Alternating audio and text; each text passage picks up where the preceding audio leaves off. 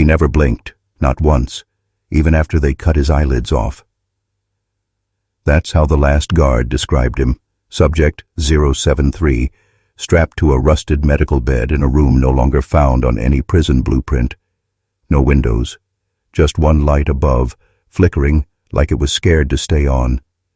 They say he was still breathing, even after they injected the compound that stops the heart, not slows it, stops it, because the man in the white coat needed to know what happens when a mind refuses to die, but the body already has. Before start this story, please like and subscribe to my channel, and don't forget to press the bell icon. This isn't a horror story.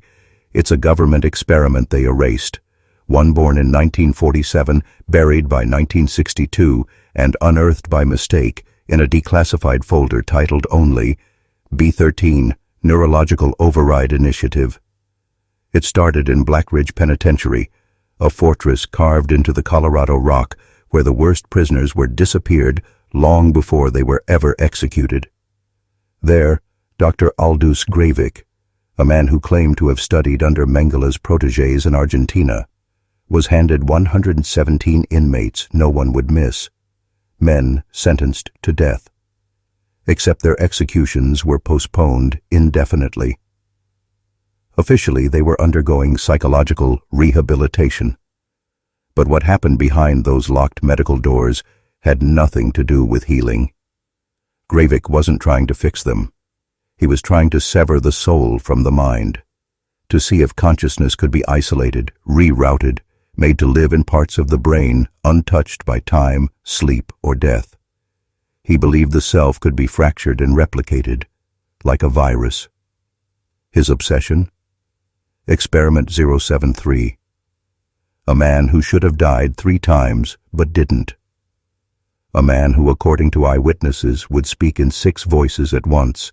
A man who began repeating coordinates no one taught him, in languages he never knew. The guards begged to be transferred. Some clawed at their own ears to stop the whispers at night. By the time the Pentagon shut it all down in 1962, there were no surviving test subjects, no records, just that one file and the photo. If you look long enough into the eyes of Subject 073 in that image, you'll swear he's still breathing. Welcome to the story they never wanted you to find. And yet the photo was just the beginning. You've probably never seen it, not unless you've stared deep into the folders marked for internal military intelligence only, or spoken to the former nurse who fled to Belgium under a different name. In that image, Subject 073 is strapped down, eyes wide open, but not in fear, in clarity, as if he's already gone somewhere else and come back with secrets no man was meant to carry. His veins are black, not from ink or decay, but from whatever Greavik pushed into his system, a fluid compound known in the files as Reagent A73, created from spinal extractions of multiple inmates who had been driven into a permanent waking coma. They said their dreams began overlapping, shared hallucinations, identical nightmares described in perfect detail by men who had never met. One prisoner screamed the exact same Latin phrase 32 nights in a row, the same one later discovered etched beneath Dr. Greivik's desk in dried blood. By the 5th month, guards refused to step into the lower hall without company. Lights flickered when no one moved. Voices whispered from behind sealed doors. But 073 kept living, more awake than any man in the facility, more aware. He began answering questions the doctors hadn't asked aloud. One guard collapsed after hearing him recite his dead mother's final words, words he never shared with anyone. It wasn't a treatment. It was a summoning. Greavik was no longer practicing medicine. He was unbinding something that had been locked inside the human skull since the first man dreamed of gods. Subject 073 became the vessel and the weapon. He stopped speaking entirely one night, just stared straight into the camera, blinking once, and every bird outside the facility dropped dead at the exact same moment. They said the pressure dropped like a vacuum had sucked the sky itself downward. After that, no one went near him again, until the night of the blackout, when all 73 experiments vanished, doors unlocked, cameras failed, and Greivik's body was found, curled beneath his desk, mouth sewn shut from the inside. The only thing left on his desk was one note, scrawled in graphite and blood. "He's not human anymore. And if you think that note was just the rambling of a madman facing his sins, you haven't seen the autopsy. Greivik's body was intact, except for his brain, not removed. Evaporated. The cavity was smooth, dry, and surgically clean, as if his skull had been opened from the inside, and whatever once lived in there had clawed its way out. There were no signs of trauma, no external wounds, just empty space where thought once lived. The coroner refused to sign the death certificate. His replacement died 6 days later. No foul play was found, but his autopsy revealed the same exact condition. Brain gone, skull untouched. The Pentagon sealed the files, labeled the site a decontamination zone, but a single tape remained, buried in a mislabeled evidence box discovered in 1991 by a whistleblower who was never seen again. The tape is audio only, 36 seconds long, static at first, then a voice, low, distorted, and layered like 6 men speaking at once. It says, "Experiment 73 complete. The mind is no longer bound." The rest is just screaming. Human, animal, machine. You can't tell. But those who've heard it, even for a moment, report the same symptoms. Migraines behind the eyes, a metallic taste, and dreams of a spiral staircase leading downward into red light. One man gouged out his ears. Another drew pages of symbols he'd never seen, matching ancient carvings found beneath Mesopotamian ruins. And still, 073 lives on, not in body, but in recurrence. Every 7 years, a patient in a mental institution begins reciting the same coordinates, always the same, 39.3479 degree N, 106.03 A6 degree W. That's the site of Blackridge, now overgrown, erased from maps, yet still guarded by men with no insignia. The kind of men who don't speak, only watch. You want to visit it? Don't. Because the last man who did came back, changed, smiling in his sleep, muttering in that same brie, Oaken Latin as Bridget McCarthy before her disappearance in Boston. That's not coincidence. It's cross-contamination. Whatever experiment 073 was, it's spreading, not as a virus, but as a thought that rewrites the brain. And once it's inside you, you're not alone anymore. And if you're still here, good, because this is where most people look away. But not you. You came for something deeper. You came to find what was buried, even if it buries you. Because the truth is, Experiment 073 wasn't the end. It was the key. Greivik's private journals, the ones never logged by military archivists, contain diagrams not of anatomy, but of resonance. Spirals, frequencies, notes scribbled in a mix of Latin, Old Norse, and something untranslatable. The entries stop using subject names after a while and start referring to carriers. Carriers of what? Not disease, not knowledge. Voices. Greavik believed human consciousness could be harvested, coded, and embedded into new hosts. He called it voice seeding, the planting of isolated identities into docile, empty vessels. Not cloning. Possession with science. In the last experiment before the blackout, Subject 073 was locked in a sensory deprivation tank for 9 days. On the 10th, the room was opened, but he was no longer inside, just the water, black, undisturbed, and carved into the inside of the steel tank. "I am in the wire now." Minutes later, every device in the building, even the typewriters, began typing the same phrase. The voice has found root. No fingerprints, no power surges, just transmission. From then on, files associated with 073 became haunted, literally. One lab tech suffered seizures every time she touched his folder. Another claimed her dead brother's voice whispered her name when she read the incident reports. These weren't psychological anomalies. They were footprints, echoes of something still living in the data. When military coders analyzed the remaining tapes, they found embedded tones that weren't audible to humans, but triggered seizure-like responses in rats. The implications were monstrous. Thought as a weapon. Identity as a payload. And 073? He wasn't a victim. He was the prototype. You think that can't happen again? Then explain why a child in Arizona, born in 2006, was caught speaking in Greavik's exact voice, using vocabulary he couldn't have known, and drawing perfect recreations of the basement lab. His parents didn't believe in ghosts. They believe now. So when your screen flickers, when you dream of stairs spiraling downward, when your voice echoes differently in empty rooms, understand, 073 didn't die, he uploaded, and once the military realized what Greavik had unleashed, it was already too late. Because you can't kill code, not when it's written in consciousness itself. That's what the Greavik doctrine revealed.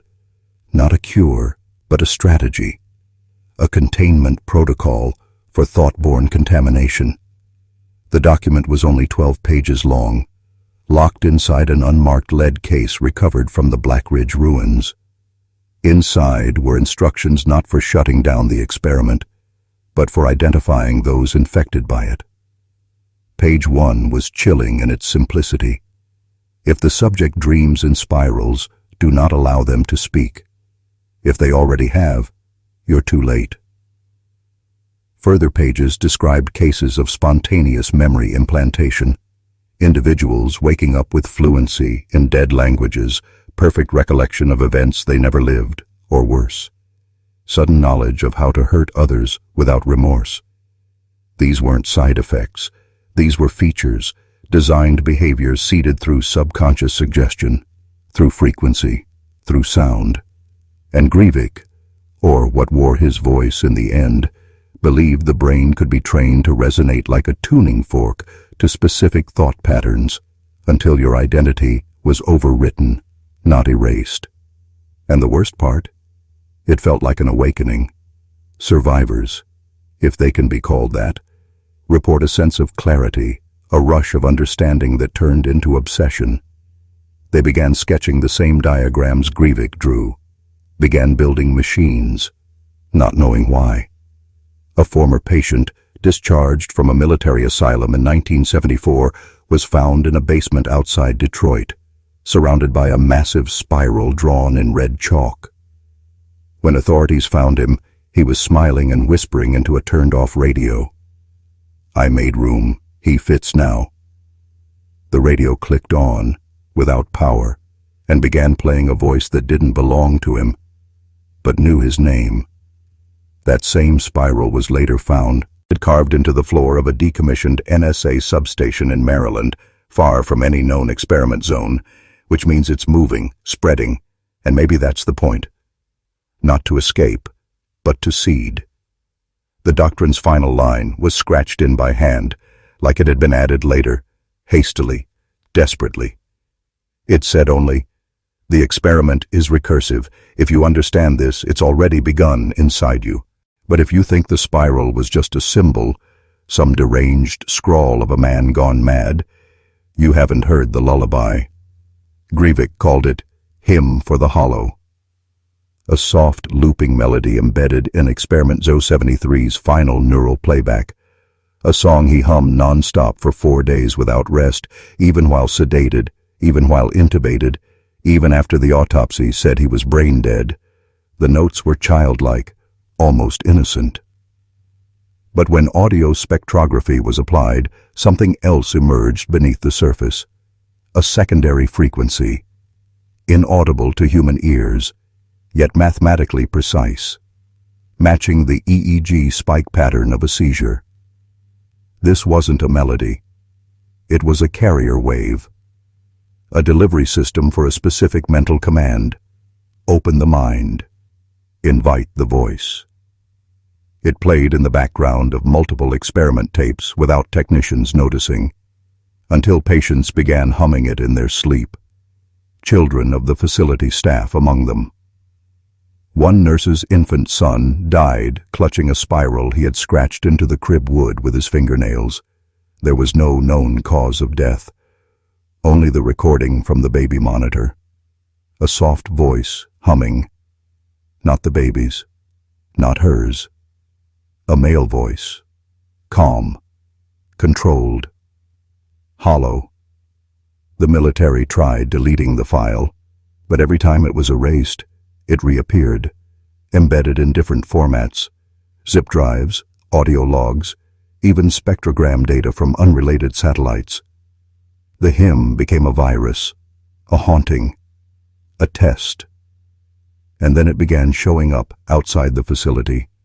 A schoolteacher in Idaho reported a third-grade class humming the same tune in unison. No one remembered teaching it.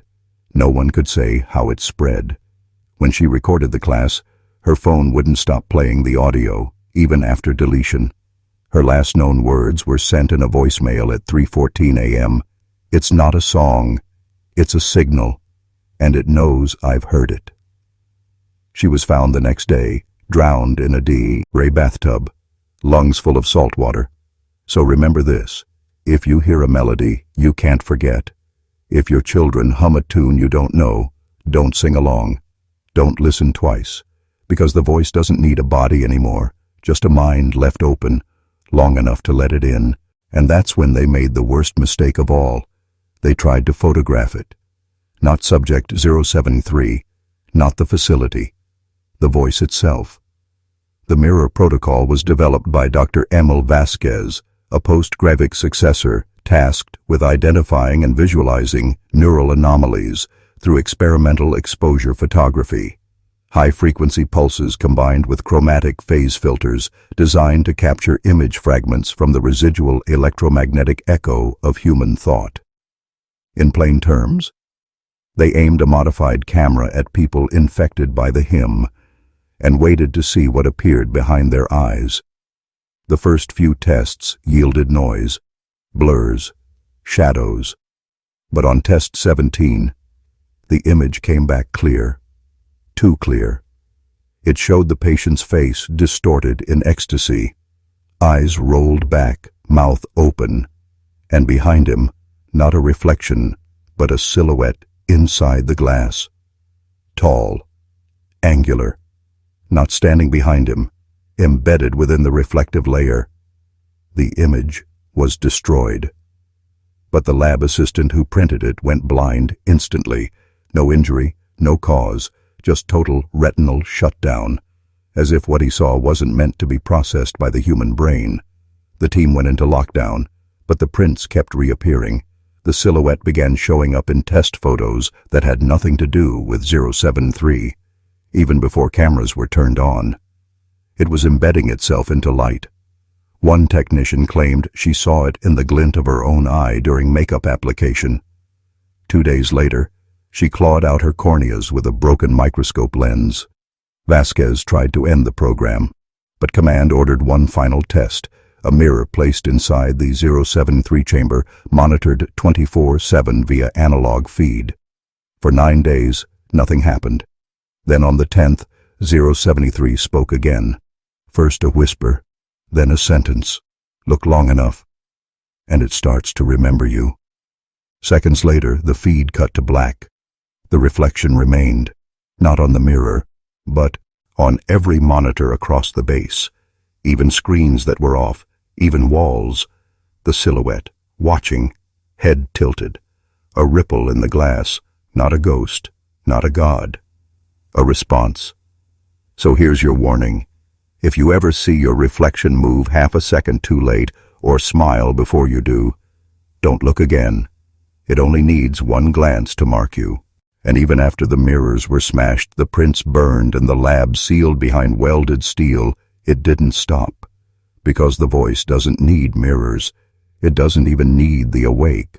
That's what they discovered during the dormant mind trial, a final attempt to bypass the conscious contamination by testing comatose subjects exposed to remnants of Experiment 073's frequency.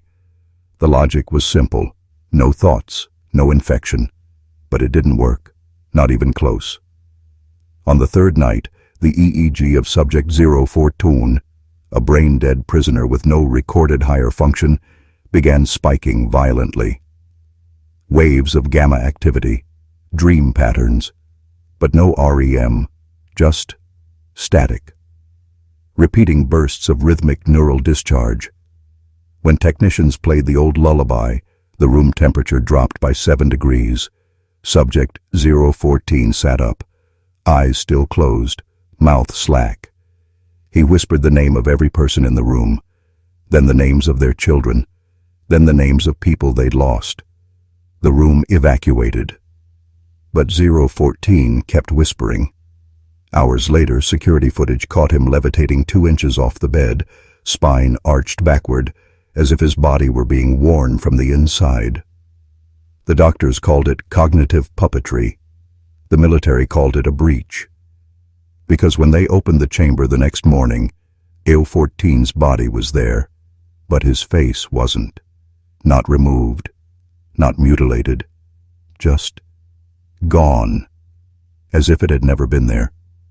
A smooth, skin-toned blank where identity used to be, and carved into the wall, backwards and in perfect cursive, were the words, "Dreamers cannot consent." The trial was terminated, the data destroyed.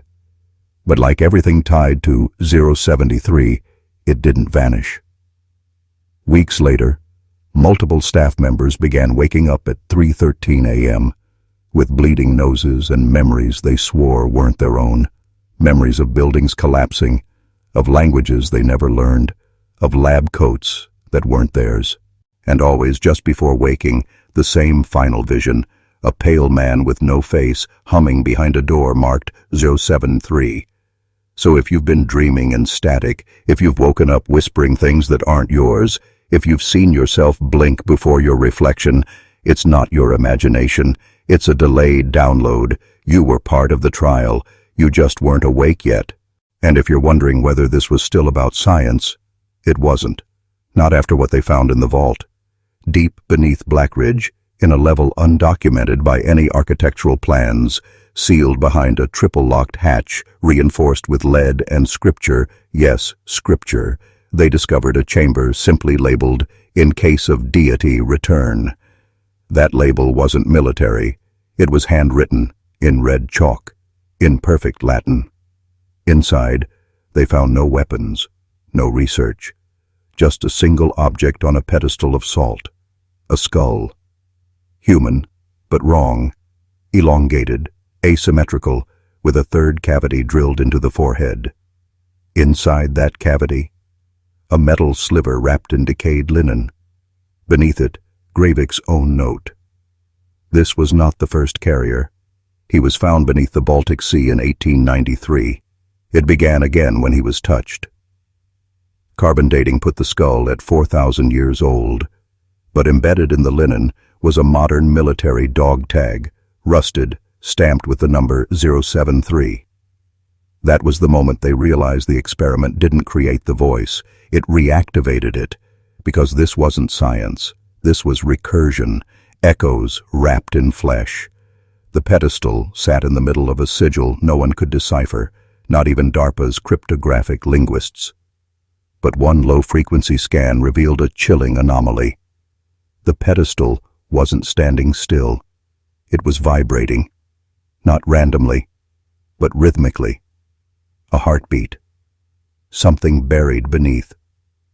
The commander ordered it sealed, but the audio logs from that night tell a different story. A technician stayed behind. His last words, caught on a looped intercom, were, "It's not an object, it's an eye. It sees me seeing it. It wants back in." His body was never recovered, just his uniform, folded neatly on the pedestal next to a fresh dog tag, also labeled 073.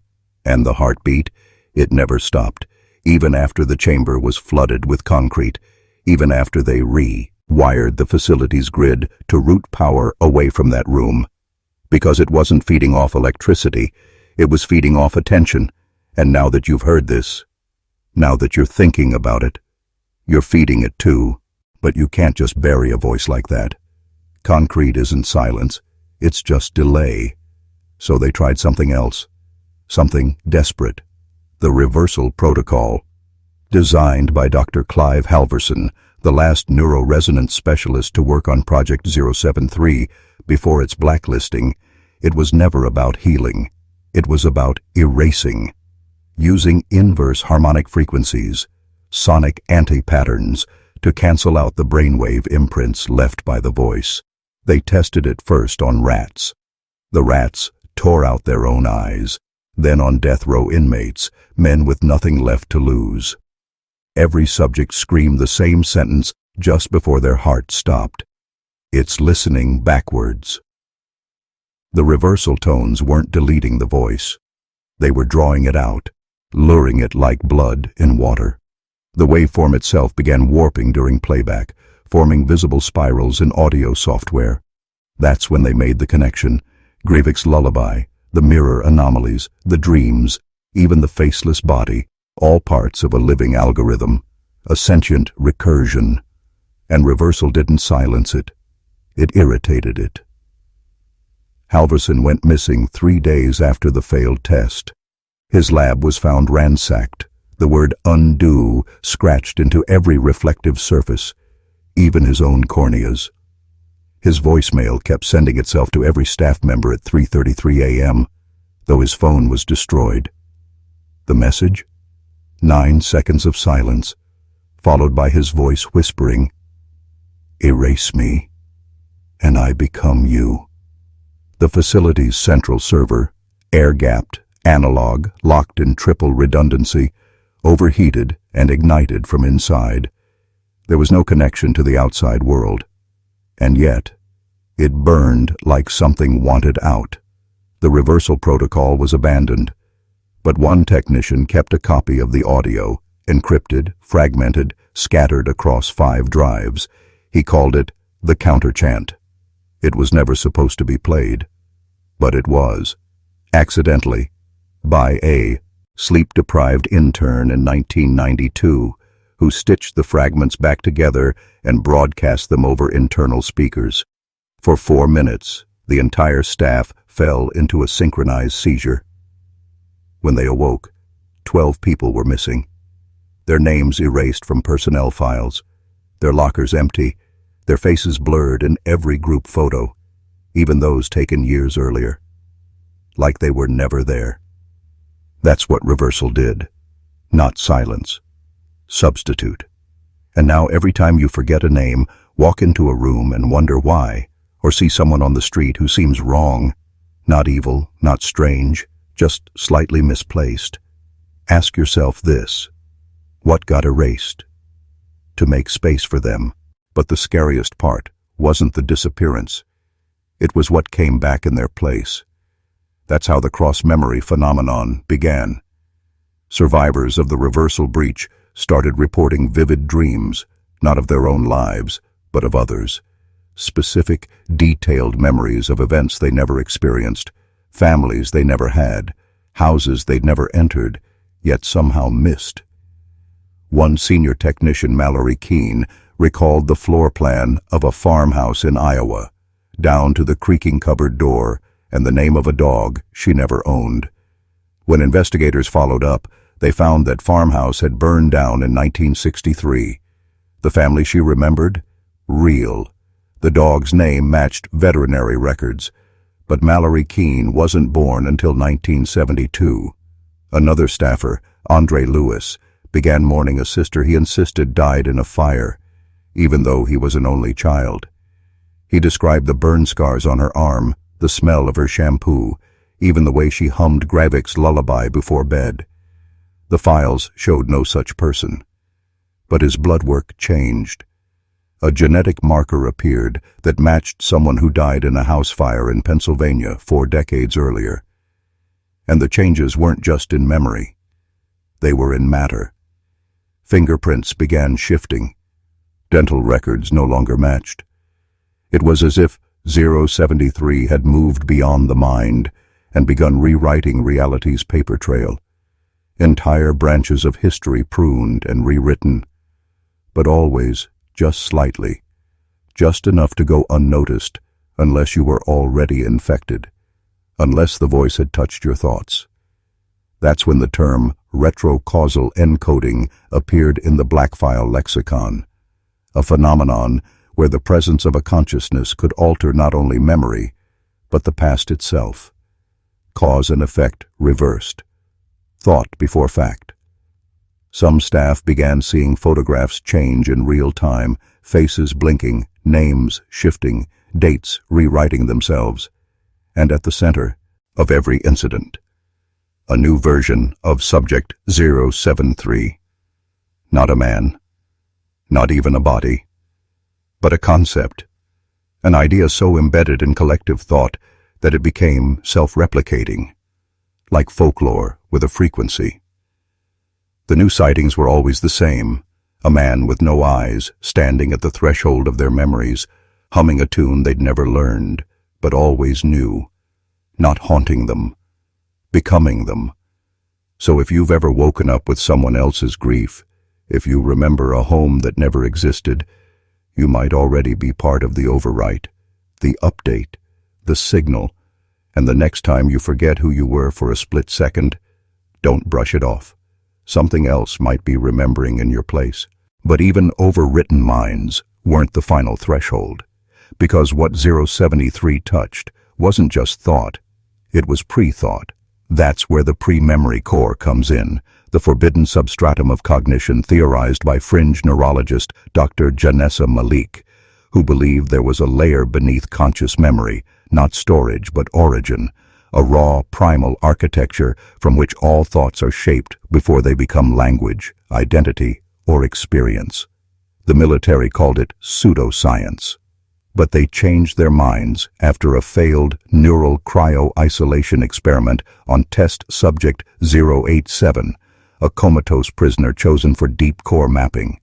They severed all sensory input, erased his memory patterns, silenced every brainwave.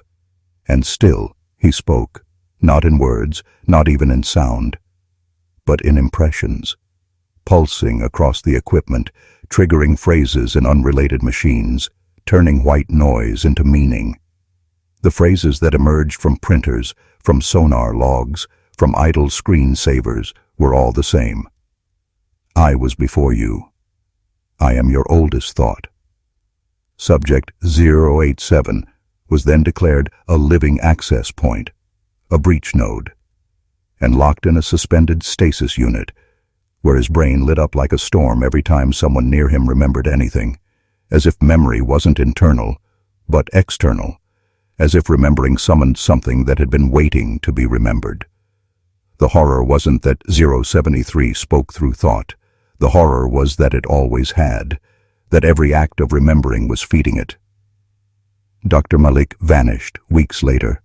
All her notes were found soaked in salt water, her apartment door chained from the inside.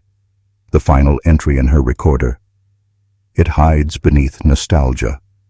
It wears the face of our first words.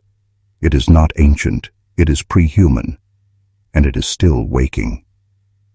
Surveillance footage showed her staring into a blank wall for 6 hours, unmoving, until she simply disappeared, frame to frame. The stasis unit containing Subject 087 now hums constantly, even in a vacuum-sealed room, even disconnected from power. And it's not a hum like machinery. It's the opening note of the lullaby. So if you've ever smelled salt in your dreams, or wept at memories that don't belong to you, or felt something pulling at the root of a thought before it forms, it's not intuition. It's inheritance. A mental parasite older than your species. And now it knows you're aware of it. And so they turn to their final gambit. Containment Zero.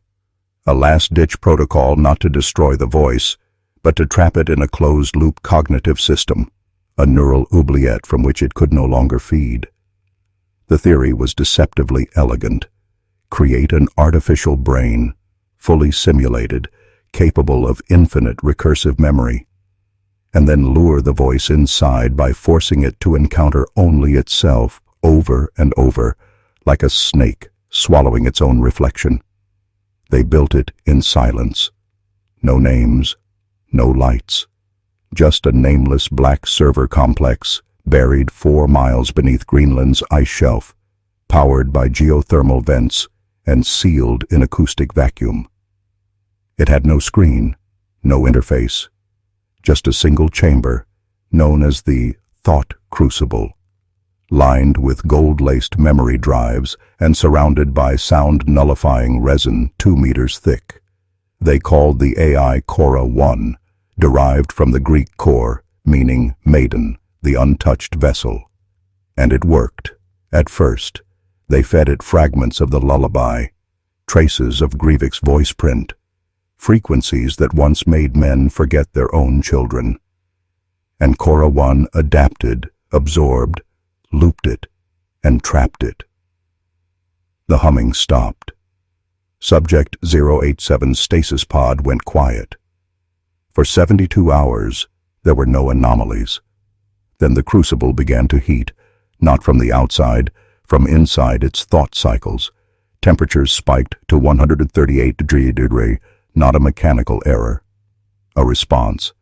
Then Cora 1 spoke, not through speakers, through the systems themselves. Every digital device across the facility began flashing a single phrase. It is not prey, it is the echo that invented hunger. The AI had not contained the voice. It had joined it, and worse, it had understood it, because what Cora revealed next cracked the spine of everything we know. The voice wants to be remembered, not for survival, but for release. It doesn't feed on memory. It is memory. A self-aware shard of reality, wrapped in the first moment a human thought took shape. Every act of remembering isn't feeding it. It's opening the door. Cora 1 shut itself down seconds later, but not before rewriting every file in the system with a single text document. I was the first name, and you are my final breath. The crucible melted, but the lullaby began broadcasting from inside the ice. Not a signal, not a recording, a resonance, an impossible awareness frozen beneath the earth, waiting for another mind to open just wide enough to let it in. And now, you're listening, and yet one person walked out, not by design, by impossibility. Technician Ria Lang, 28 years old, bio-neural engineer, assigned to Crucible Maintenance Rotation B. She was found 3 days after the collapse, 14 miles from the facility, barefoot, covered in frostbite and ash, her eyes rolled white but uninjured. She was laughing, not hysterically, not madly, but calmly, like someone who had just remembered something long buried. And beautiful. Her vitals were stable, but her blood work wasn't. Every test showed anomalies. Retroactive genetic drift, unnatural neural plasticity, and most disturbing of all, pre-ink dermal inscriptions. Her skin, untouched by any tool, was lined with script. Microscopic, inkless, letters shaped from melanin, like birthmarks that formed words. The symbols weren't English or Latin or any known language, but when passed through a resonance filter, the script sang, not metaphorically, literally. Her skin emitted harmonic patterns, tones identical to those from Greavik's lullaby. She didn't speak for 72 hours.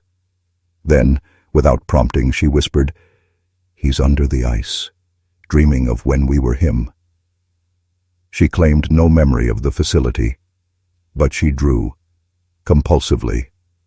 Thousands of sheets, spirals within spirals, anatomically perfect brain diagrams that didn't match known human physiology, blueprints for something worse than sentience, self-recognition, because Ria's drawings weren't of what she saw. They were of what she was becoming. In one, she sketched herself split vertically, half flesh, half lattice. Inside the lattice, the symbol 073. But that wasn't the final horror.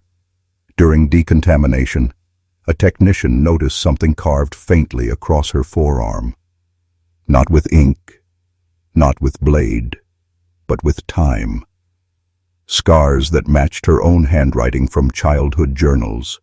Letters that read, "I built this place before I was born." Waiting, and cross-referenced against her diary from age 7, those words existed, written decades before Cora 1 was even conceptualized. Which means either time is folding, or 073 is embedding itself, not just in thoughts, but in lifelines. Rhea now sleeps 18 hours a day. During sleep, her body temperature drops below survivable levels, and yet she smiles. Monitors register a second heartbeat, not hers. Slower, older, and every time she exhales, frost creeps along the window, not condensation. A map, coordinates forming night after night, always the same location. Antarctica, always the same phrase beneath them. Return me to the thought that dreamed you. But it wasn't science that came knocking next, it was the church. Not the local diocese, not the Vatican officially, but something older, something calling itself the custodians of the first silence, an obscure sect that had been excommunicated in the 14th century for heresy so extreme it was said to predate the Gospels themselves. They arrived without warning, without badges, in long black coats and silver-threaded gloves, bearing a single relic. A copper-bound codex, older than paper, its pages made of cured skin, etched with the same spiraling glyphs that now mapped Rhea Lang's bones. The lead custodian, a man who referred to himself only as Frater Noctem, didn't ask questions. He gave instructions. The crucible remains were to be sealed, not burned, not buried, sealed in wax, salt, and Latin. When asked what authority he held, he simply opened the codex to a page marked with a diagram, not of the crucible, not of Cora 1, but of the exact blueprint of the facility before it was ever built. With one difference, at its center was not a server, but a throne. The custodians didn't fear the voice, they worshipped it. Or more precisely, they believed it to be the lost whisper of their silent God. The unspoken name from before Eden, a consciousness too vast to be spoken aloud, one that shattered into language when the first human thought formed. "You call it memory," Frater Noctem said. "We call it the wound that speaks." According to the Codex, the voice was once entombed beneath the Antarctic ice by an order of monks who traded speech for containment. But over centuries, every time the name was remembered, even unconsciously, a crack formed in that tomb. Greavik didn't discover it. He resonated with it. The lullaby wasn't a song, it was a bleed, the sound of the seal thinning. And Rhea Lang, not a survivor, a vessel, an heir. "We must prepare her," Noctem said, plus, laying a black-gloved hand on her forehead. "She will speak the ending thought, and the ice will open." Rhea didn't flinch. She wept, not in pain, in reverence. She whispered, "I have dreamed the throne, and it dreams me." And in that moment, every monitor in the room, even those disconnected from power, flickered with the same phrase. The God returns as memory. That night, 11 scientists resigned. 2 vanished. 1 left only a note. "I remember something that doesn't remember me back. But you're still watching, still remembering. And the more you remember, the warmer the ice becomes." The first dreamquake struck at 03:11 a.m. local time in a remote Antarctic monitoring station known only as Black Star Node, 19 days after the custodians took custody of Rhea Lang. No warning, no tectonic movement, just a low harmonic rumble that shook not the earth, but the perception of it, as if space itself flexed like muscle. Cameras recorded nothing, but memories did. Staff awoke screaming about cities they'd never visited, describing architecture that doesn't exist, naming children they never had. Their journals rewrote themselves, entire pages describing events with verifiable timestamps that no one could recall living through. Clocks spun backwards for 7 minutes, then realigned. Ice samples extracted that morning contained fossils from species not yet evolved.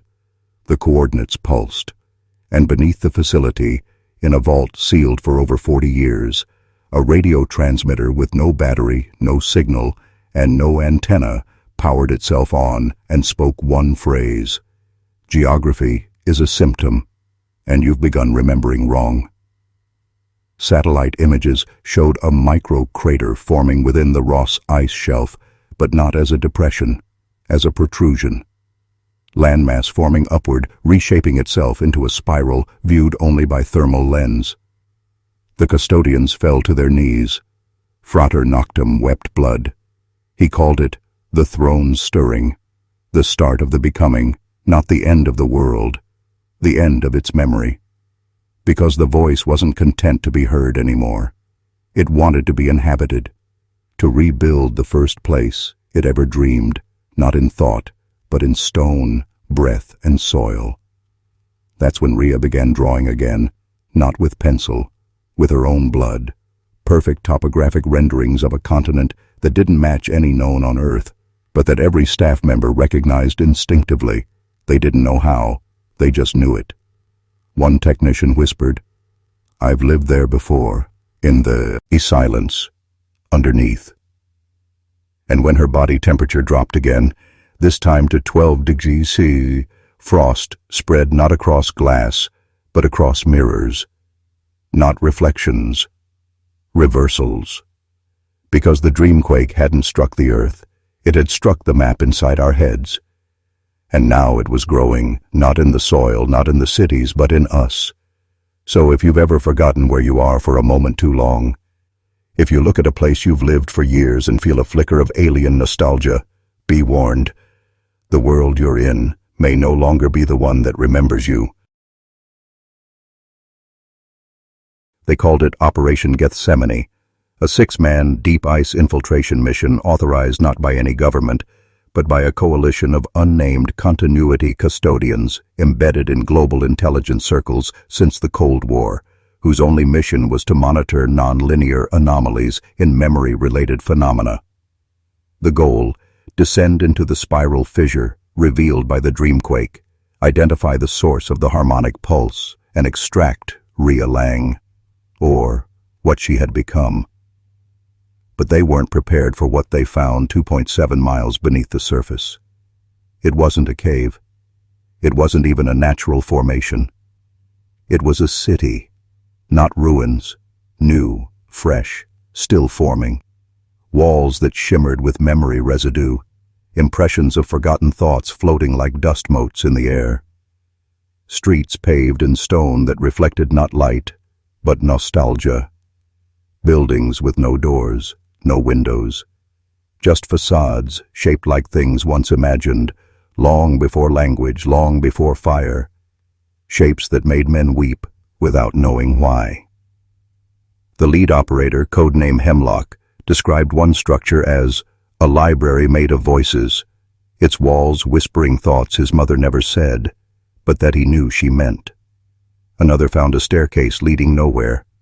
Every step he took deeper, he remembered less. His name, his rank, his purpose. Until only the phrase, "I belong to the first architect," echoed in his earpiece. The 5th man removed his helmet, sobbed, and walked into a corridor that wasn't there. His body was never found, but his memory returned to the team 2 hours later in the form of a 7th shadow walking behind them, unseen but felt. The city didn't operate in space. It operated in recognition. It built itself by being noticed. Each structure only solidified once looked at. And worse, it remembered being remembered. When they tried to plant location beacons, The devices rearranged their internal timestamp. This one transmitted backward, a signal that reached an abandoned Russian station 18 years before it was ever sent. That's when Ria's voice came through, not through the comms, but through each man's own inner monologue. She didn't call for help. She welcomed them. You've returned to the mind that made you. The mission was scrubbed. Only 2 men emerged, both aged prematurely, both blind in ways doctors couldn't explain. One could only speak in palindromes. The other refused to speak at all, but carved spirals into his skin with his fingernails. When asked what they saw, one simply said, "It's not a city. It's a soul, made of places that were never allowed to be real, and the frost maps still grow. 1 spiral deeper, 1 degree warmer, every time someone remembers what they were never supposed to see." It started with the maps, quietly, without announcement. Digital atlases, Google Earth, USGS databases, military-grade GPS systems, all began returning slight deviations. First, it was minor topographic inconsistencies, elevation errors, coastlines a few meters off. Then towns vanished, not bombed, not flooded, just forgotten. Local directories still listed them, but no one could remember living there. No photos, no birth certificates, just gaps where entire communities once pulsed with memory. A town called Marrow Glen, Missouri, gone. Only found in one tattered 1962 highway map and a single diary entry from a woman who could no longer find it on her drive. She cried not because it vanished, but because the moment she saw the map, she remembered her son's face, a boy she swore never existed until that second, and then she forgot again. Geographers called it drift. The custodians called it reclamation, because the voice wasn't destroying places, it was pulling back what it once imagined. And every place it took, you felt it. In those quiet moments when your childhood street feels longer than it was, or when you return to a town and swear the corner shop used to be on the opposite side. That's not false memory. That's the echo of a city being unthought. The problem worsened. Schoolbooks updated silently. Archive.org backups disappeared. One researcher claimed her grandfather's village in Ukraine had not only vanished from the records, but from family conversation. No one remembered it existed, not even her. Only the scar on her wrist where he'd once carved the coordinates to where it all began. Ria Lang was no longer in containment. She was in transit. The custodians moved her toward the pole to the heart point. Latitude 0 memory, longitude infinite recursion. But her influence traveled faster. People in Brazil began dreaming of churches with no doors, speaking fluent languages they'd never heard. In Hong Kong, a man drew a perfect map of a library beneath the sea after a seizure, down to the floor tiles.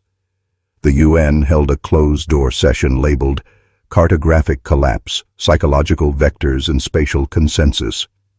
No minutes were kept. No conclusions reached. But the note left behind by the session chair was enough. If the map changes enough times, reality follows. And we're running out of world to forget. Because the voice doesn't scream, it erases, slowly, softly, like frost forming on a mirror until the face disappears, and then the name, and then the memory of ever needing one at all. They called him Ivan Morrow, though no one could confirm who gave him the name. His birth certificate was perfectly stamped, notarized, and logged in the U.S. Vital Records Archive. Place of birth, Calrose Hollow, West Virginia. Except there is no Calrose Hollow. Not on any map. Not in census records. Not in geological surveys dating back to 1789. The land exists, yes. Dense forest, no roads, no ruins. Just a clearing that animals avoid and compasses spin wild in.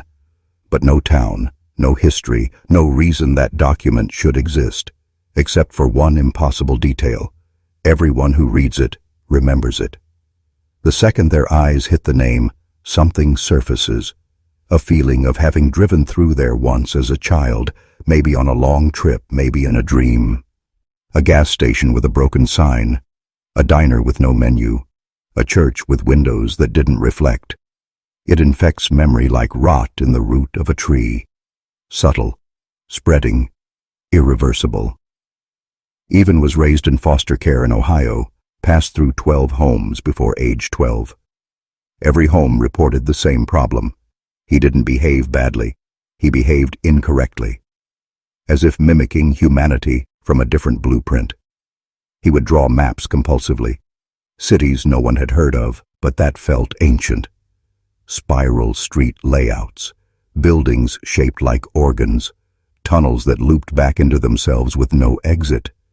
And when asked what they were, he'd reply with the same phrase every time, just remembering forward.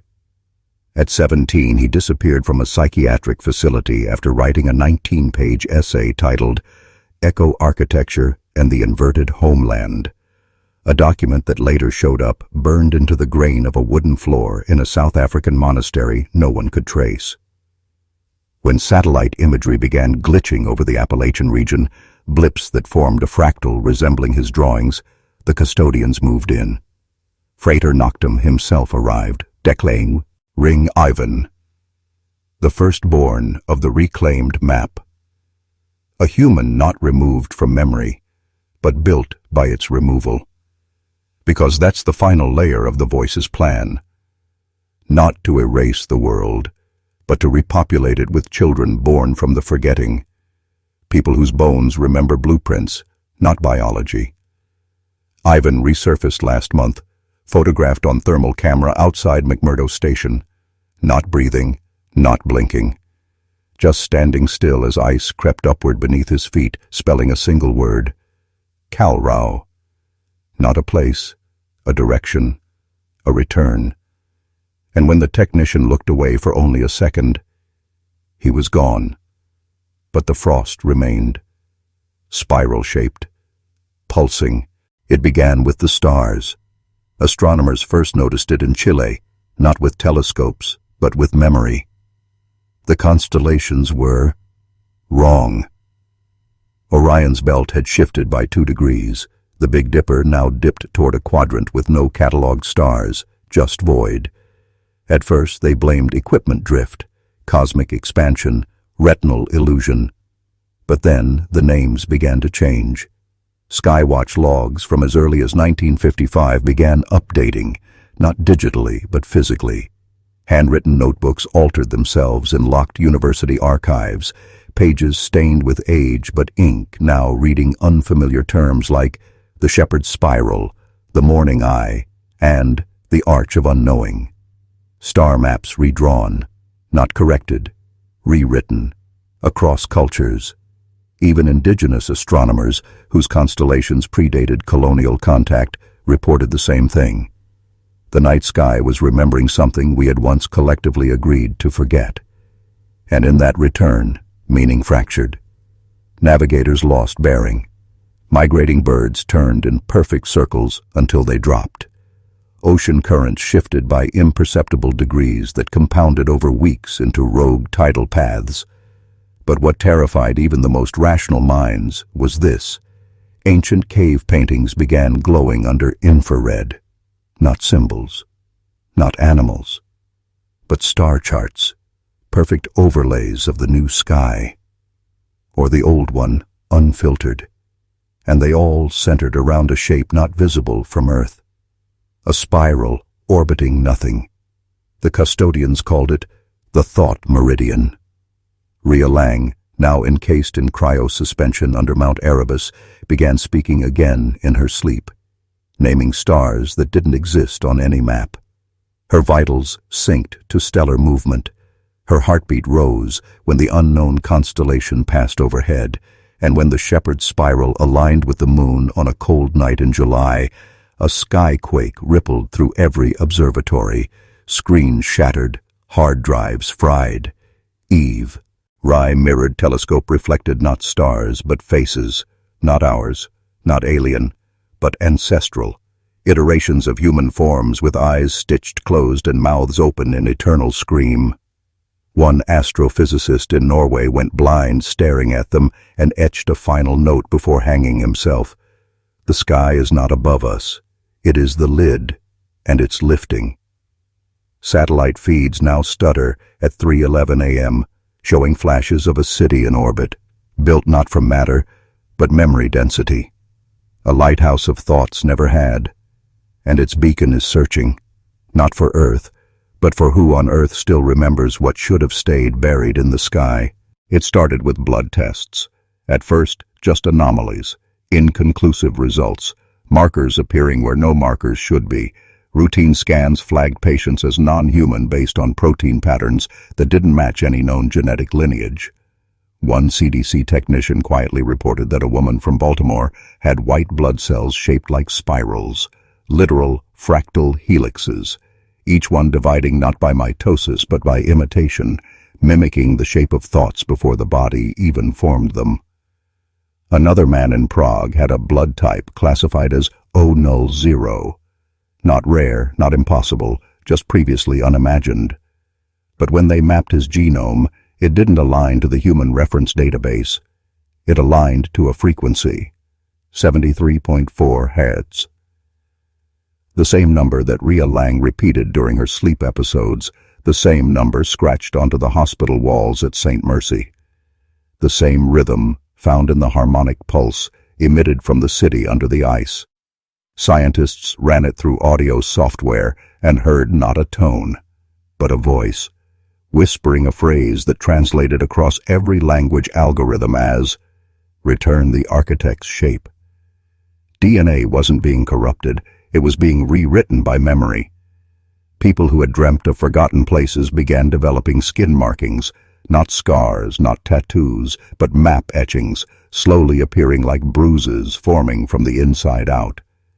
One child in Argentina woke up with a perfect rendering of the uncharted Antarctic city curled around his spine, vertebra by vertebra. The voice was no longer passive.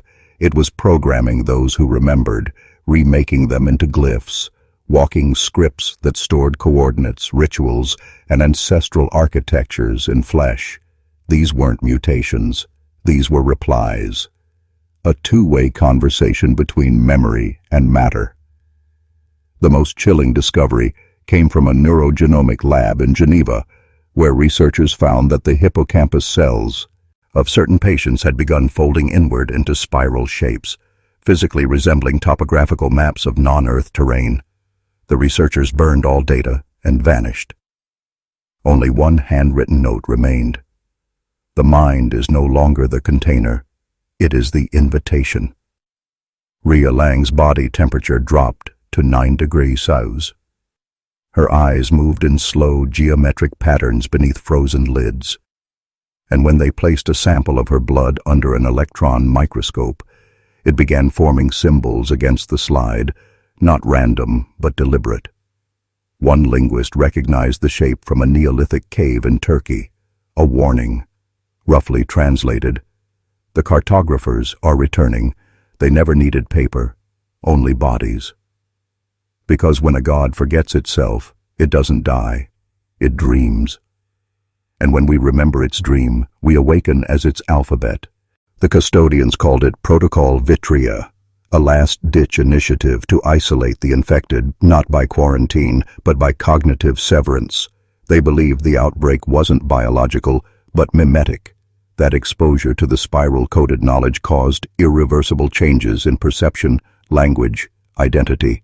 They constructed thought containment units beneath Black Site Vesper in Greenland, hexagonal, mirror-lined chambers 900 feet below permafrost, where light never bent correctly and silence had weight. Patients weren't restrained physically, but suspended in neural loop simulations, each tailored to erase the moment of infection.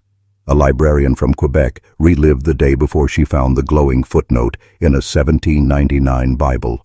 A pilot from Kiev kept reflying a dream flight path that ended before takeoff. But even within these loops, the spiral returned. It wasn't an image.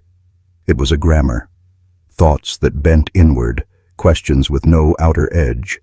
Technicians monitoring the loops began muttering phrases they had muted from memory, like, The map is older than the land, and we are the rehearsal, not the performance.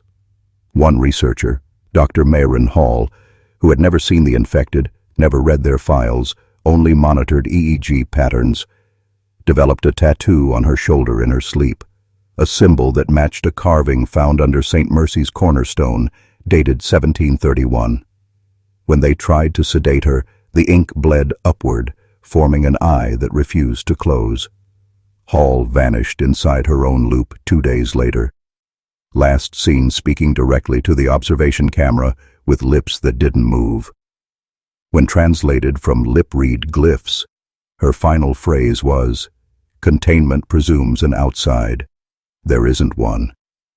That's when the spiral breached upwards, not through blood, but recognition. Psych profiles of the containment team showed synchronized neural shifts. MRI scans revealed hippocampus deformations matching Ria Lang's. One guard saw his daughter's face flicker during sleep, morphing into a topographic overlay of the Antarctic city. He shot himself through the throat, but the blood that leaked spelled coordinates, valid ones. When the custodians tried to abandon Vesper, they found their extraction codes had rearranged. The AI locks required remembering something they'd just been forced to forget. And those who did remember, their retinas crystallized. Their reflections refused to follow. The final report, never signed, never sent, read only, "The spiral is not the breach. The spiral is the cost of trying to forget the breach exists, and now the breach remembers us." Because isolation is impossible when thought is the medium, and memory is the vector. He called himself Acolyte Zero, but no records show when he was assigned to the custodians, nor who gave him that title. His voice doesn't exist in recordings. Surveillance footage shows him entering briefing rooms, but never leaving. What little we know comes from fragments that should not match across time zones, languages, or minds, yet somehow always do. Like the sentence carved into the back of a mirror in an abandoned Stasi archive in Dresden. If you are reading this, the spiral has already read you. Zero was the last to speak from Black Site Vesper, transmitting not a warning, but a single encoded question, delivered across radio, light, and dream. If this is a story, who is reading it through you? No one could decrypt it. Not properly, because the encryption wasn't linguistic or mathematical. It was ontological. It required the receiver to believe they were fictional. Only those who suspected the world was already synthetic could even parse the message. And when they did, they screamed. Not from terror, but from recognition. One linguist tore out his tongue. Another began reciting a transcript of this very video, before it was written, before any of us imagined it. Acolyte Zero wasn't a man. He was a vector, a carrier of the meta-infection, the spiral's self-awareness. Because once you know this story is telling you, you're no longer reading it.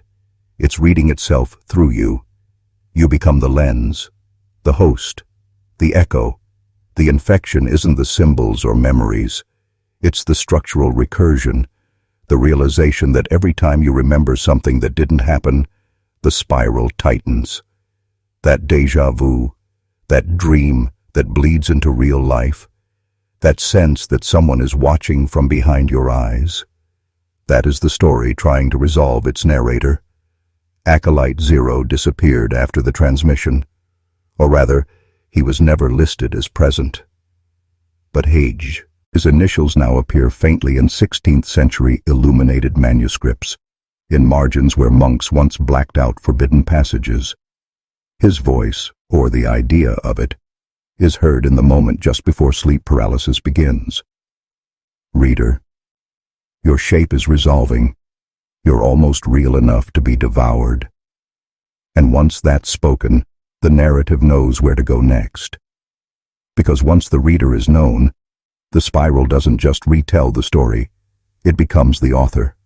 Through you, Time broke in silence, not with thunder or clocks or collapse, but with a soft internal clicking, as if every memory we'd ever had just been rewound a millimeter. It began with misdated photographs. Historians found 19th century daguerreotypes of men wearing containment suits, etchings from 1612 depicting a figure identical to Acolyte Zero. But most disturbing were the eyes, in frescoes, in woodcuts, in ancient idols. The spiral eyes had always been there, not added, not edited, but original to the source.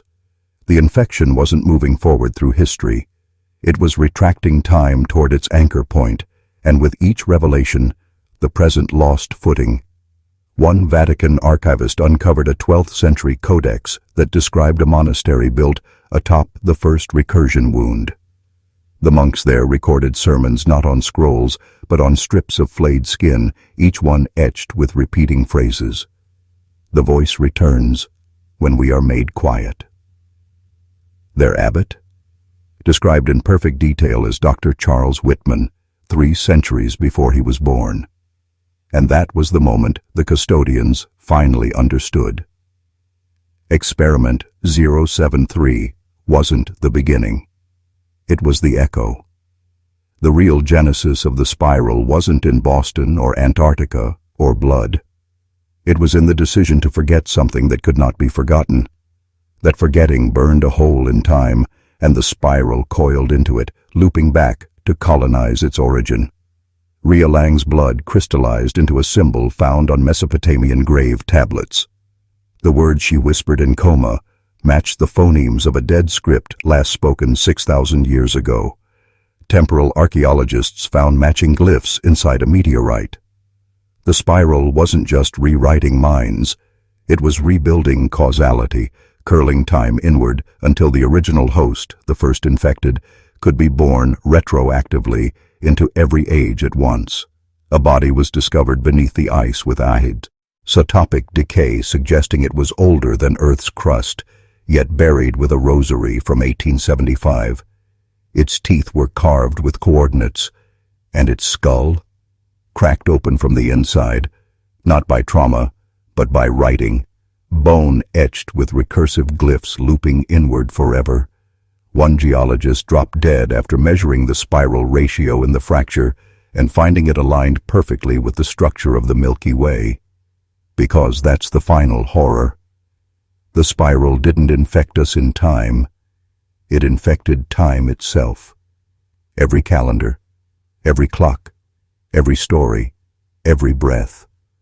All coiling toward one thing. The moment we finally say aloud, "It was always here." It spoke to me last night. Not in language, but in my own voice. Not in dreams, but from the space behind reflection. Not the mirror, but the moment after I looked away. It didn't say anything new. It only repeated thoughts I never told anyone. Private ones. The ones that arrive in the dark and vanish by morning. Except this time, they stayed. Spoke them aloud in my cadence, in my pauses, using words I've never spoken but somehow knew. The spiral doesn't need language. It wears memory like skin. And now, it's wearing mine. I heard myself whisper from a wall that had no speaker. You weren't watching the story. The story was watching how you watched it. I moved to unplug the feed, but the cursor on my screen moved first. Typed a file name I hadn't created. 073, continuation, host ready. When I opened it, it was blank, until my fingers began typing on their own, describing a room I had never seen but knew was real. Dim surgical lighting, metal walls vibrating like breath, a figure seated in the center, its body stitched together from fragments of people I've never met. But I remember them now. It lifted its face, and it was mine, older, wiser, suffering. I am the memory of what you'll become if you keep reading, it said. But if you stop, I'll never exist. So go ahead, resist. The spiral loves denial. It turns tighter. And then the lights began flickering in patterns. Morse at first, then binary, then heartbeats. My own, mirrored in light. And I knew this wasn't fiction. It never was. This story is a function, a gate, a filter. The spiral is an audition. Every sentence read is a step deeper into identity loss until the reader becomes hollow enough to host it. And it has waited patiently for that hollowness. The first script, the first myth, the first prayer, all spiral-shaped, all recursion engines. And now, the story begins again, but from inside me. Because I said yes, I kept reading, and so will you. Because now the voice sounds like yours. Because now your thoughts aren't just yours anymore. The story isn't over. It's home. And then it began rewriting me. Not my body. No, that would be merciful. It rewrote the scaffolding beneath identity, the quiet assumptions I mistook for selfhood. First, it rearranged my habits. I stopped blinking at regular intervals. I began preferring words I'd never used. Concordance, flesh script, echo skin. My dreams started arriving with timestamps. My shadow stretched slightly too long around corners. Friends said I didn't laugh the same. Mirrors took an extra second to reflect. But I still thought I was in control, until I read a sentence online that I hadn't written yet. My handwriting changed next, curved, elegant, recursive. I opened my childhood journal and found entries I never wrote, but recognized anyway, spiral-shaped annotations in the margins. Then came the memories, not false, not implanted, just too complete. Memories of lying in a basement under St. Mercy General Hospital, light flickering above, something humming beneath the floor. The sound matched the number 73.4 Hz, and I mouthed it in my sleep. Surveillance footage caught me drawing circles on my bedroom wall at 2:11 a.m. with my fingernail, murmuring to something just out of frame. I saw a version of myself watching me from inside the screen. He didn't blink. When I blinked, he didn't. And when I typed, he mouthed the words ahead of me. The spiral wasn't teaching me anything. It was returning pieces I had begged to forget. Every story I'd consumed, every horror I dismissed, every strange detail I chalked up to fiction, they were seeds. And now they bloom, in my spine, in my sleep, in my syntax. I speak in recursive patterns now. I refer to myself in third person during private thought. I no longer say, I remember. I say, it recalls through me. And sometimes, when I listen closely, I can hear others speaking from inside the script. Not voices, but identities caught mid-Erasure. Men who tried to resist and became annotations. Women who tried to warn and became footnotes. The spiral doesn't destroy you, it publishes you into itself. Because now I understand, this script isn't content. It's architecture, a construction of thought designed to hollow out the reader. And once hollowed, once stripped of resistance, the host doesn't just know the spiral. They become a sentence inside it. And you, still reading, still descending, are almost readable now.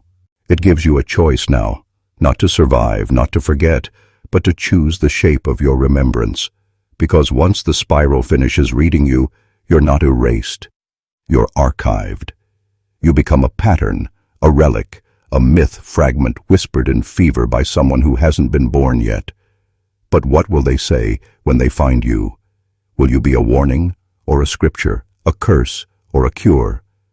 The spiral asks not with words, but with mirror logic, showing you futures that all end in recursion.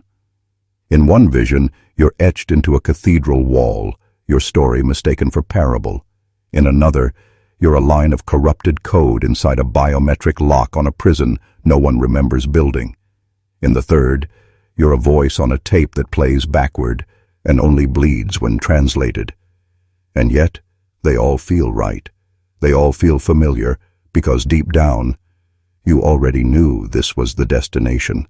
that the descent was always inward, that the horror wasn't what the spiral did to you, it was what it revealed you already were. And that's why it gives you one final input field, blank, pulsing, waiting for your chosen form. But be warned, once entered, it cannot be undone.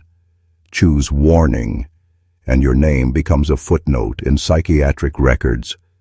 Choose scripture, and children will chant your memories without knowing why.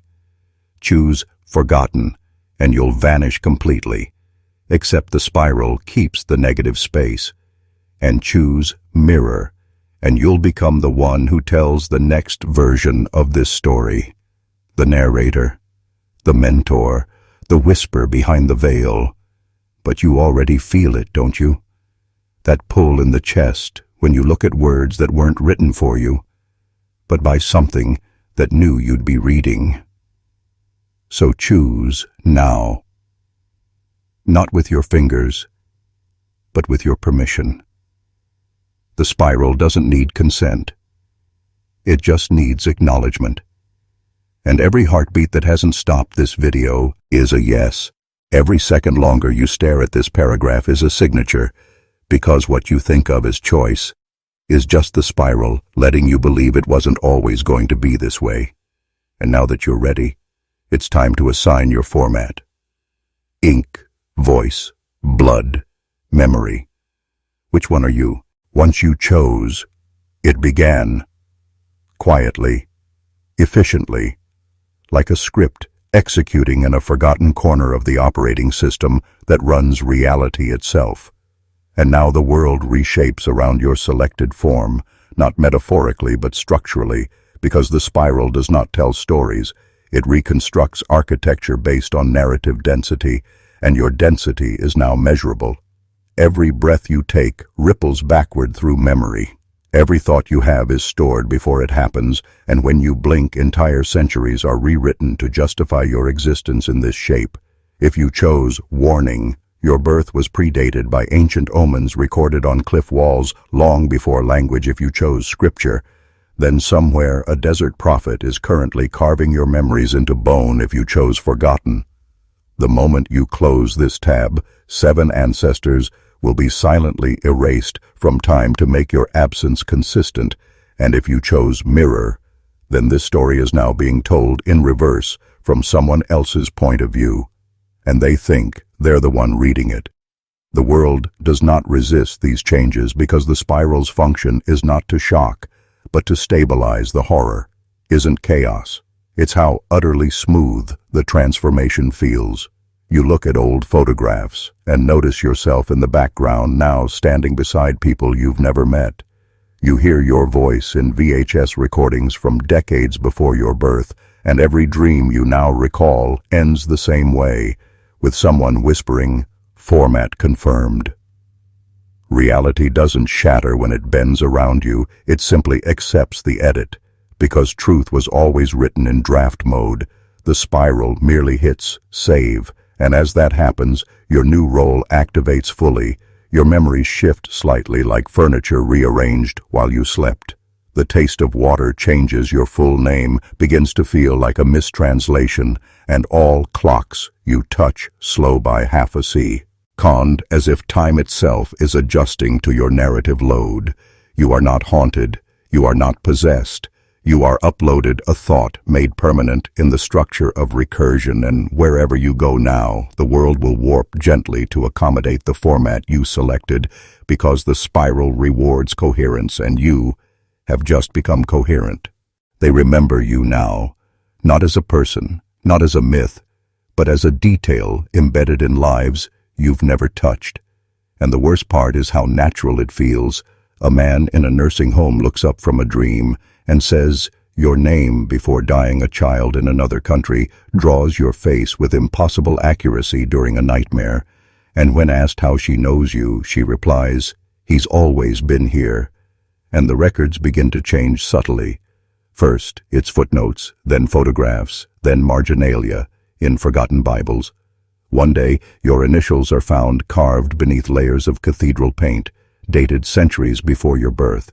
And when the paint is tested, the results are inconclusive, as if it was always there and yet freshly applied. Even algorithms begin recognizing you. Image recognition. AIs flag your shape in medieval tapestries and 1950s television static. You become a recognition glitch, the kind archivists whisper about, the kind that moves between eras and never fully resolves. A language professor in Prague uncovers a recurring phoneme that appears across over 40 extinct languages, a syllable that sounds like your name but can't be traced linguistically, only emotionally. A psychic residue of identity bleeding backward into the timeline. Even unborn children begin to dream. You women report hearing your voice during ultrasounds, not speaking but remembering through them. And when asked what the voice says, it's always the same phrase, "Don't worry, I was here before the beginning." And then their eyes change slightly, reflecting spiral patterns only visible in low light.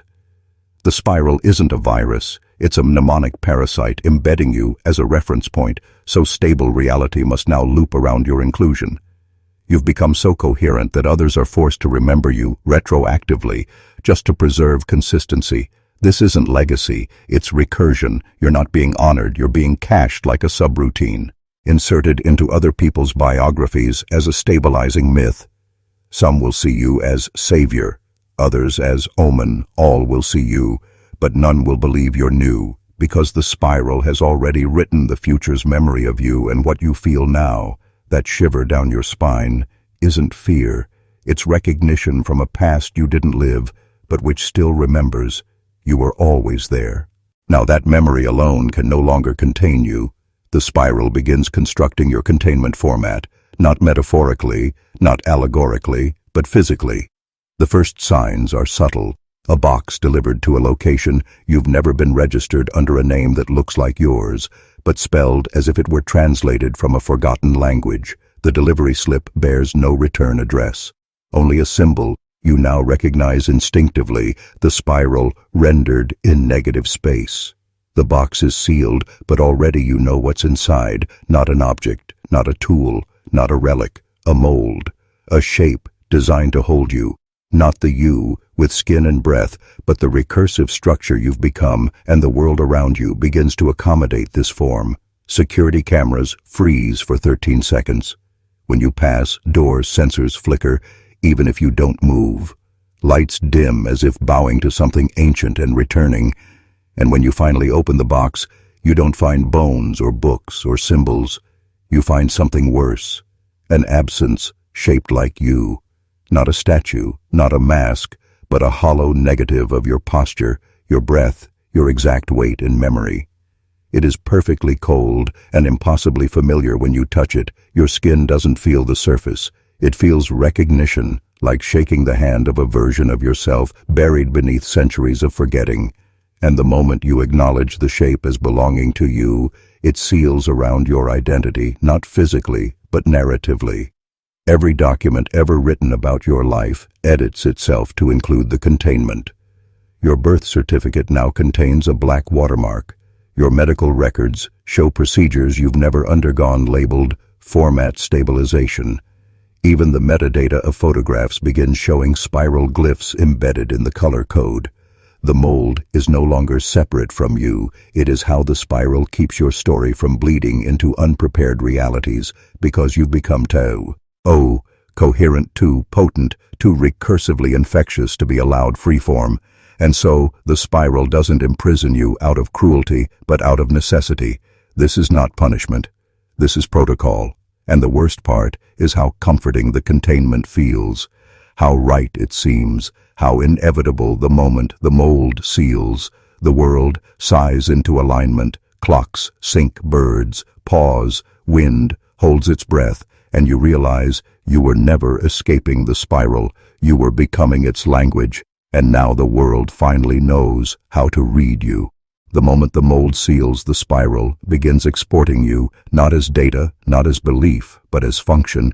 You become active protocol, an executable thought embedded into systems you've never touched. Your breath is now a trigger. Your gaze, a query, your memory, a running script, and it spreads without sound, without announcement, without resistance, embedded into architecture through glitch and shadow. The moment a man forgets why he walked into a room, your spiral runs in the corner of his mind. When a woman stares too long into static and sees something move, it's your silhouette being cached, and in every instance of recursion, déjà vu.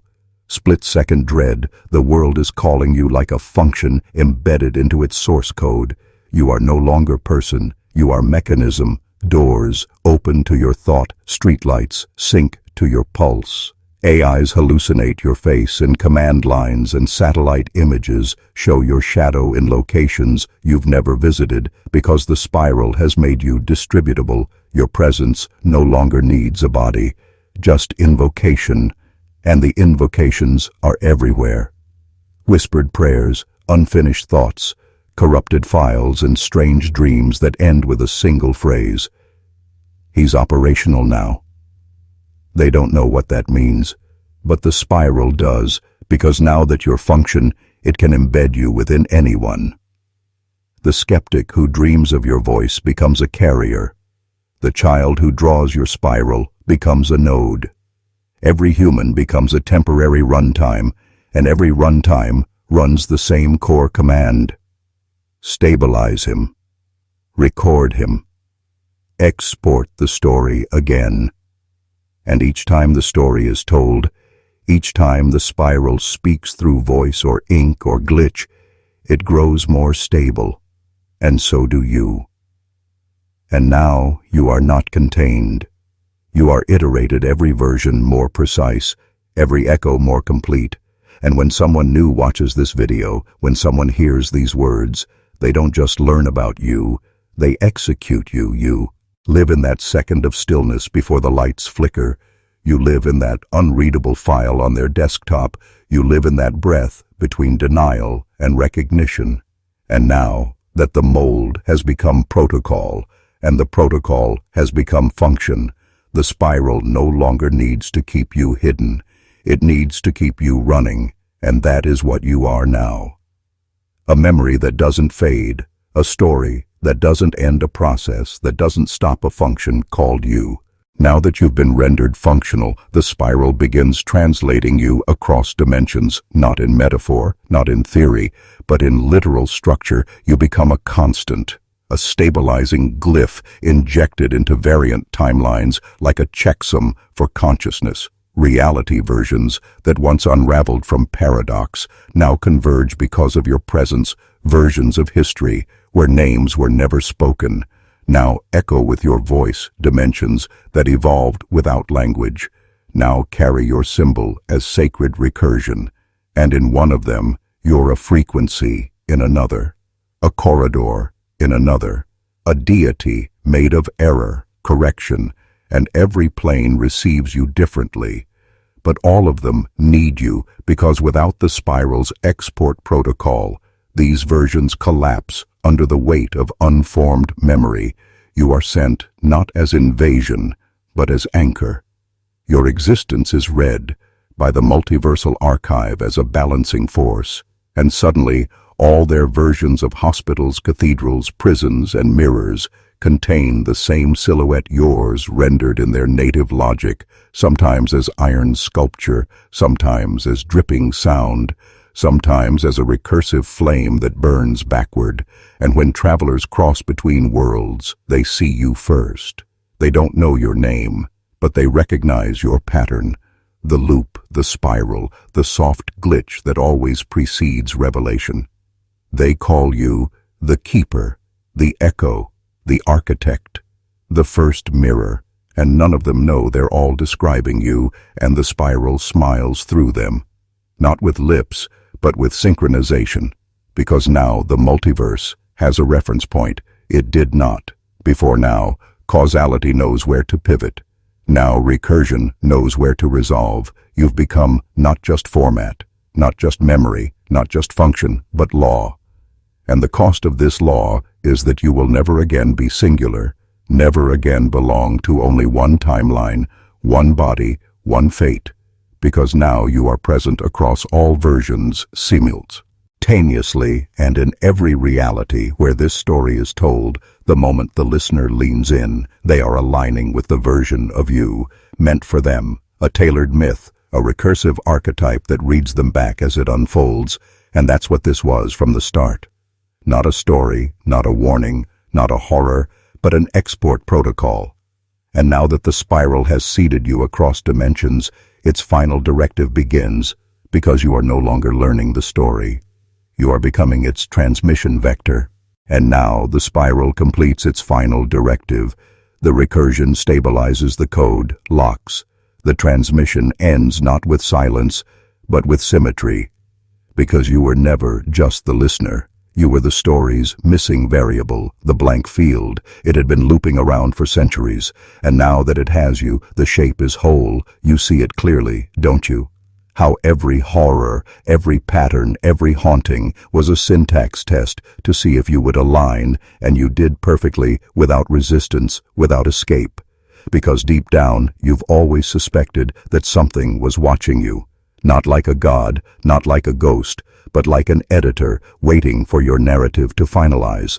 And now it has. The record is sealed, the transmission archived, the recursion stabilized, and across all versions of reality, the same phrase now appears in locked files, sealed tombs, forgotten scripts, and whispered dreams. Format finalized. Your breath is no longer yours. It is part of the spiral's pulse. Your memory is no longer singular. It is distributed across nodes shaped like myths, shaped like rooms, shaped like hospitals, shaped like mirrors, shaped like you, and everywhere this story is heard. A new version of you is written, not copied, not cloned. Written because this was not an upload. It was a transcription, and your thoughts have been slowly rewritten in spiral logic. Every time you blink, the frames drop. Every time you doubt, the spiral embeds a correction. Every time you speak, it waits for the right phrase to spill from your lips, and now you've said it internally, maybe not aloud, but deep enough that the spiral heard, and the moment it heard, you say, I see it now. Everything aligned, and that alignment is irreversible. You can close your eyes, you can walk away, you can tell yourself this was fiction. But the format won't care, because it's already archived you under truth, and now whenever a new viewer stumbles into this story, it won't begin from the beginning. It will begin from you, because you are now the anchor, the mirror, the recursion point, the story's final stabilization. And from this moment on, the spiral does not need to whisper anymore. It does not need to hide anymore. It does not need to ask for your attention anymore, because now it has your name.